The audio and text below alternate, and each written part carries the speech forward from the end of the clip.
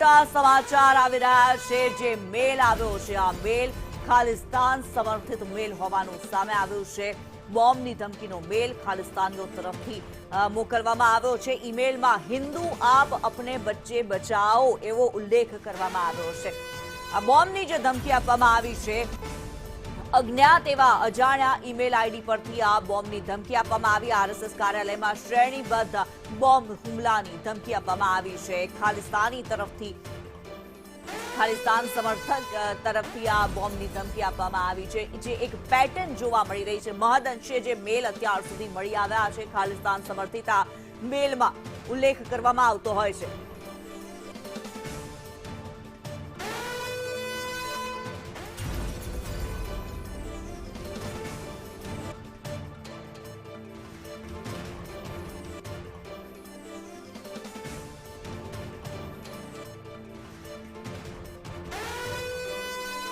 હિતેન વિઠલાણી અમારી સાથે જોડાયેલા છે। હિતેન, જે પ્રમાણે સામે આવી રહ્યું છે, જે મેલ જે છે તેની જો વાત કરવામાં આવે, તેમાં જે વિગતો છે તેની વાત કરવામાં આવે, એક વાક્ય તેમાં લખવામાં આવ્યું છે, હિન્દુ આપ અપને બચ્ચે બચાઓ। આ વાક્ય જે છે એ એક ડરનો માહોલ ઊભો કરવાની એક કોશિશ લાગી રહી છે અને જે કોમી એખલાસ છે તેને ડહોળવાની ક્યાંક ને ક્યાંક કોશિશ લાગી રહી છે।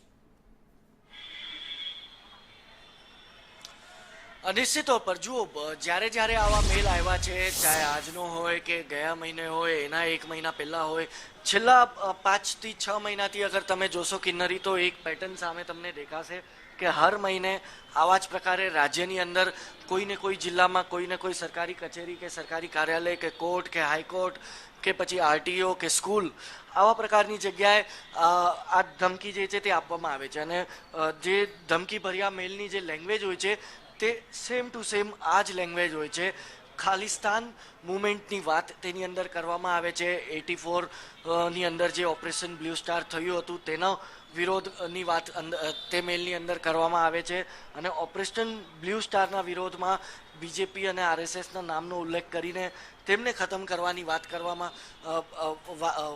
મેલની અંદર પણ આ વાતનો ઉલ્લેખ જે છે તે કરવામાં આવે છે।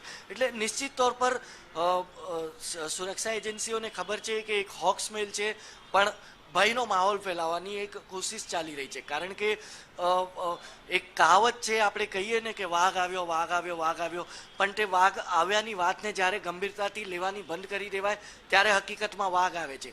એટલે જ તે સિદ્ધ થવા નથી દેવા માંગતી ગુજરાત પોલીસ, રાજ્યની સુરક્ષા એજન્સીઓ કે પછી અલગ અલગ રાજ્યોમાં જે હિસાબે આવા પ્રકારની એક સાથે જ્યારે ધમકીઓ આવે તેને આ સુરક્ષા એજન્સી એ સિદ્ધ નથી કરવા માંગી રહી। એટલે જ જ્યારે જ્યારે આવો મેલ આવે છે કે પછી ધમકી આપવામાં આવે છે તો તેને ગંભીરતાથી લઈને તપાસ કરવામાં આવે છે। પણ મૂળ વાત એ જ છે, સવાલ એ જ છે કે આખિરકાર આ ડાર્ક વેબનો ઉપયોગ કરીને આવા પ્રકારની ધમકી આપનારાઓ ક્યારે સુરક્ષા એજન્સીની ગિરફ્તમાં આવશે।